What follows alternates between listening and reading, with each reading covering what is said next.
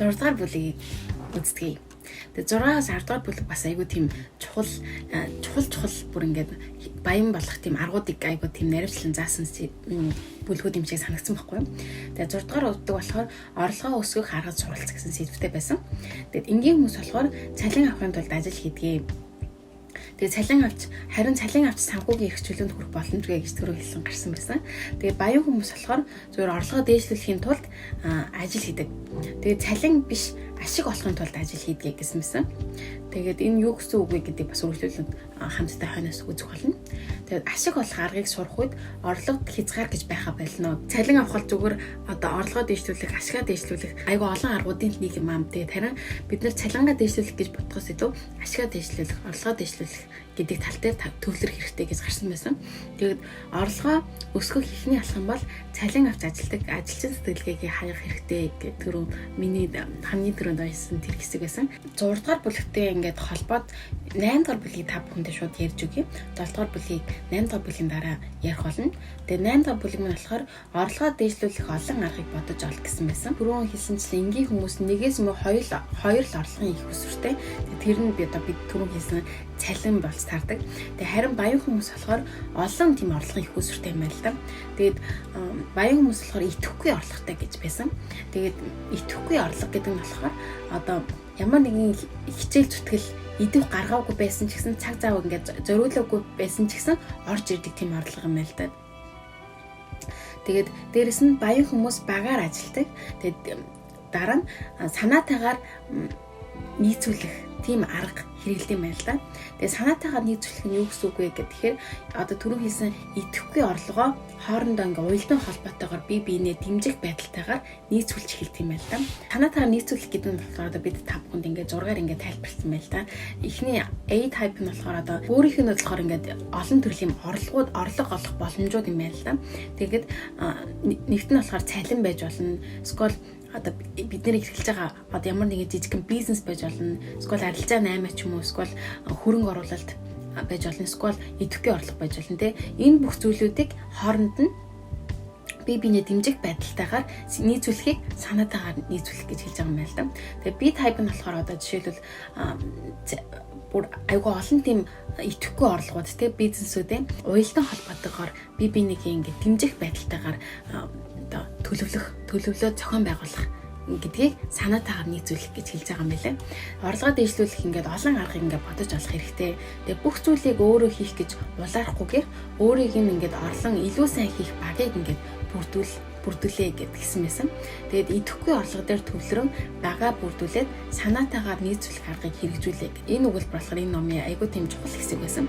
Тэгээд идэвхгүй орлого гэдэг нь бид нэр маш олон цаг ингээд зарцуулахгүй байсан ч гэсэн орж ирэх тийм орлогууд тэгээд жижигхэн бизнес ч юм уу тийм зүйлүүд дээрээ төвлөрөөд тэгээд энэ зүйлийг ингээд хамтдаа хийх тий өөрийг нь орлогч юм эсвэл хамт ингээд өөрийнх нь өмнөөс хийгээд өгөх багийг бүрдүүлээд тэгээд одоо өөрийнх нь бүх орлогын pipeline-уудаа бүгднийг санаатайгаар нийцүүлэх аргаар хэрэгжүүлээд төлөвлөөд зохицуулах хэрэгтэй.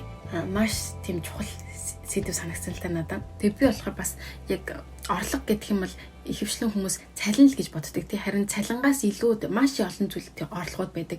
Мөнгө олох аргууд байдаг. Харин тэр зүйлүүдээ бүгднийг аягүй тийм сайн зохицуулж төлөвлөж одоо сурах хэрэгтэй байна гэдгийг ойлгосон байгаа.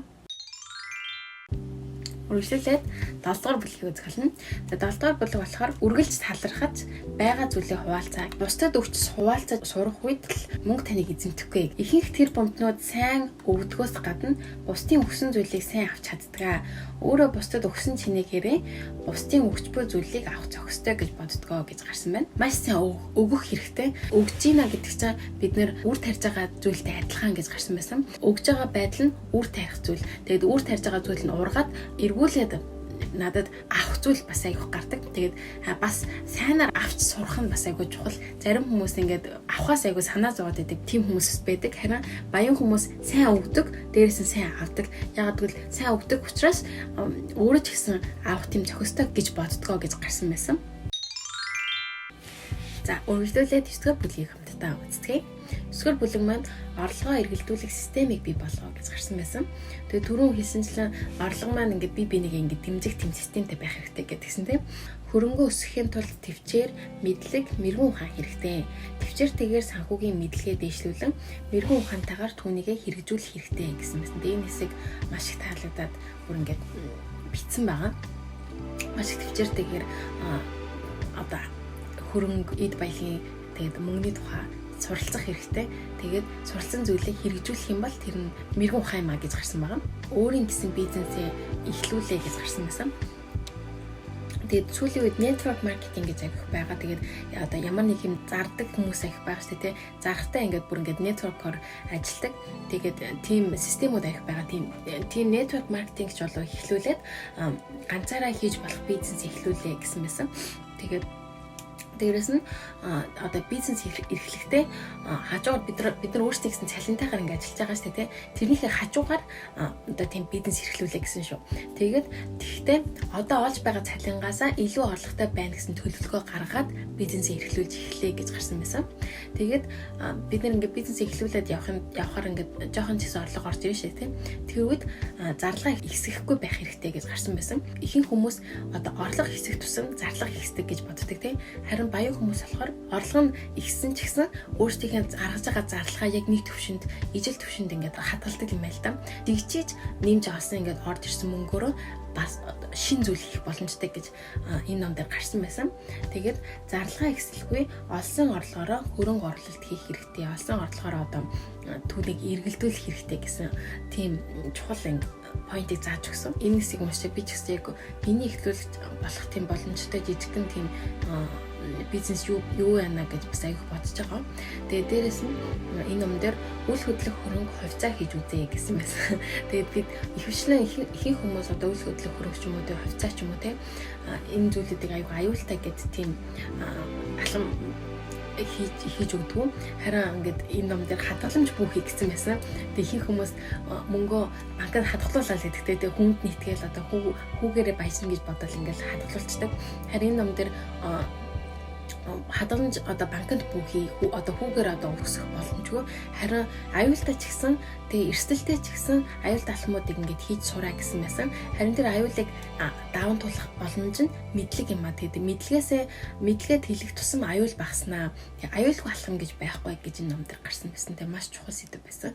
9-р бүлгээс бүр аюул олон зүйлийг ойлгож аваад яг би яг ингээд хөдөлж чадахгүй байгаа одоо хувьцаа ч юм уу те тэгээ юм зарах ч юм уу маркетинг ч юм уу тийм зүйлүүдийн тухай бас суралцъя гэсэн тийм шийдвэр гаргацаад байгаа л да. Бас ойлгосон зүйл нь ихэр зарлага ихсэхгүй байх тухай айгуу тийм чухал сэдв байсан. Тэгээд энэ 9-р бүлгээс маш их зүйл ойлгож авсан тийм бүлэг байсан. За энэ номныхаа сүүлийн бүлгийг ярилцъя. Энэ сүүлийн бүлэг дээр ингээд миний дотор маш их өөрчлөлт явагдсан. Нэр нь болохоор нууцлагдсан чадвараа нээж олох асуултыг асууж сураа гэсэн мэсэн. Өөрийнхөө нөхцөл байдлаас илүү дээгүүр давсан асуултыг өөрөөсөө асууж сур. Тэг амжилт руу хөтлөх хариултыг өөрөөсөө асуух асуултын дундаас олох боломжтой гэсэн мэсэн. Тэгээ энэ хэсгээр яг миний ойлгож байгаа зүйл нь гэхээр би ингээд ном уншаад аман донд ингээд аюух асуултууд байдаг. Тэгээ тэр асуултын тухай та ингээд бүглөөд үзнэ үү гэсэн тиймэрхүү асуултууд аюух байдаг. Тэгээд тэрийг ингээд би ингээд бүр цаг гаргаж бүгднийг тэр ном дээр байгаа асуултуудад бүгдэнд нь хариулж ингээд бичдэг байгаа. Тэгээд тэгэх явцдаа ингээд миний дотор ингээд аюух тийм асуулт асууснараа хийж чадахгүй байсан зүйлүүдийг сквал миний ингээд амжилт чадахгүй байсан сквал бүтлгүүцсэн зүйлүүдийн одоо амжилт руу хүрэх тийм хариултыг олсон тийм зүйлүүд аюух байгаад байгаа байхгүй юу. Тэгээд хараа яг энэ ном дээр ч ингэж гарсан нь амжилтыг хөтлөх хариулт нь одоо өөрөөсөө асуух асуултын дундаас олох боломжтой. Бид нар одоо өөр бус зүйлээс гаднаас ингээ хайхаас илүү өөрөөсөө асуух асуултын дундаас амжилт руу ингээд хөтлөх хариултыг олох боломжтой байна гэдгийг айгүйх мэдрээд байгаа ном уншсанаар тийм болохоор ингээд айгүйх тийм ном уншаа гэдэг гэд байд юм байл л да. Ном уншаад ингээд тэмдэглэл хөтлөөд ингээд явах тусам бүр аяг сонирхолтой санагдаад байхгүй надад. Одоо тэр нууцлагдсан чадварыг нэг асуултууд нь ямар асуулт юм бэ? Нууцлагдсан чадварыг бохоож байгаа тийм бохох асуулт нь ямар асуулт вэ гэхээр одоо жишээлбэл яаж цалингаа өсгөх вэ асуух нь одоо нууцлагдсан чадвараа бохоож байгаа асуулт юм байл та. Харин үнийг нууцлагдсан чадварыг нээх асуулт нь болохоор хэрхэн дуртай зүйлээ хийнгээ 100 саяыг олох вэ гэсэн. Бүр ингээд нээлттэй асуулт болж ирж байгаа байхгүй. Бид нэр зөвхөн цалин дээр төвлөрөөд ингээд ёо би хэрхэн одоо өөрхөн цалингаа 100 мянгаар хэсэх вэ гэж бодхоос илүү орлогоос гадна хэрхэн 100 саяыг олох вэ гэдэг дээр ингээд төвлөрөх юм бол бүр илүү тийм нууцлагдсан чадвар ингээд надад гарах боломжтой. Дахиад нэг жишээ харах юм бол яагаад надад дандаа ийм золгүй зүйл тохиолдоод байна вэ гэдэг тэгж асуухаас илүү одоо энэ зүйлээр дамжуулан амьдрал надад юу заахыг хүсэж байна, энэ зүйлээс би юу сурах вэ гэдгийг асуугаад түүнийг ингээд тэмдэглэх юм бол энэ тэр дундаасаа одоо тэгж асууж байх явцтай нууцлагдсан чадвар маань нэгдэх юм байна л да. Бас нэг жишээ байсан болохоор миний гэр бүлийн амьдрал яагаад тийм бүтлгүй байна вэ гэж одоо асуухаас илүү гэр бүлийн харилцаагаа сайн болгохын тулд би юу хийх хэрэгтэй вэ, яах хэрэгтэй вэ гэсэн тийм асуулт асуух юм бол илүү одоо тэр асуудал маань шийдвэрлэгт одоо төвшин рүүгээ орох тийм асуулт юм байл да. Тэгэхээр өөрөөсөө ямар одоо төрлийн асуулт асууж үнэ гэдгээс шалтгаалаад юм ингээ бүтлгүүтгүү эсвэл одоо амжилтанд хүрэх үү гэдэг нь нөлөөлөх юм байна. Өөрөөсөө асуух асуултыг юмны үр дүн нь өөрчлөгддгөө гэдгийг айгүй сайн ойлгож авсан. Нууцлагдсан чадварыг нээж өгөх асуултыг өөрөөсөө асууж хэлснээр сэтгэл санаагаа зүгээр захирч сурдаг. Хэрвээ бид нар өөрөөсөө ингээд буруугаар ингээд түрүү одоо нууцлагдсан чадварыг бохох асуултаар асуугаад байх юм бол сэтгэл санаа докторгүй, уурлах, тий гомдох тийм сэтгэл санаа ингээд айгүй тийм докторгүй байх боломжтой. Харин зөв асуулт асуухгүйд бид нар өөрийнхөө сэтгэл санааг зөвөр захирч суртаа гэж гарсан байсан. Дээрээс нь өөрийнхөө сэтгэл санаагаа захирч чадаж байж л амьдралаа захирах боломжтой гэдгсэн мэс энэ хэсэг бас надад айгүй тийм чухал санагдсан.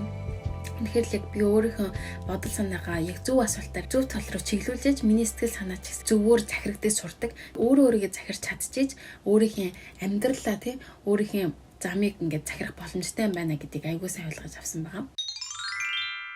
За тэгээ хамгийн сүүлд нь энэ ном маань дуусахтаа нууцлагдсан чадварыг нэх 9 асуулт гэж танилцуулсан байсан. 9 асуултыг та бүхэндээ танилцуулаад өнөөдрийн дугаараа дуусгах болно. Би ямар хүн болохыг хүсэж байна вэ? Хоёрт нь яагаад? Гуравт нь өөрийн хүсэж байгаа хүн болохын тулд яах хэрэгтэй вэ?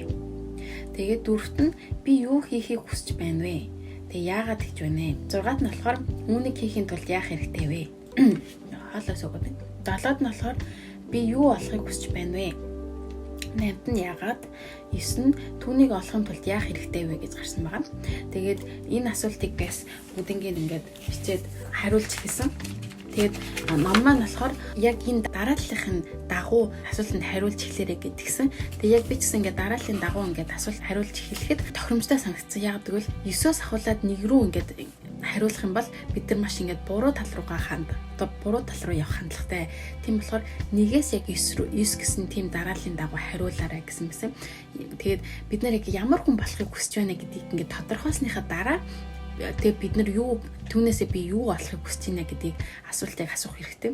Эсвэл тэгээд дараал нь буруу болчих юм бол би юу олохыг хүсэж байна? Би баян болохыг хүсэж байна. Тэгвэл одоо ямар хүн байхаас үйл шалтгаалаад муу аргаар мөнгө олох тийм төлөвлөгөөд гарах боломжтой учраас яг хамгийн түрүүнд би ямар хүн болохыг хүсэж байна? Дараа нь тийм хүн болохын тулд би юу хийх хэрэгтэй вэ? Тэр зүйлийг хийснээрээ би юу олж авах боломжтой вэ гэсэн юм гурван тийм яг энэ дараалал айгуу тийм чухал.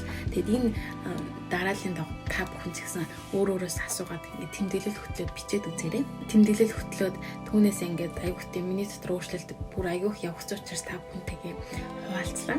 Тэгээд та бүхэн ч гэсэн энэ номноос миний ярьсан зүйлээс ингээд хамтдаа ойлгоод тэгээд бас өөрөөсөө айгуу олон зүйлийг асуугаад өөрчлөгдөөсөө бас бүр алстаа баян болоосай гэж хүсэж байгаа шүү. Тэр дараагийн цагаар уулзцгаая. Баяртай.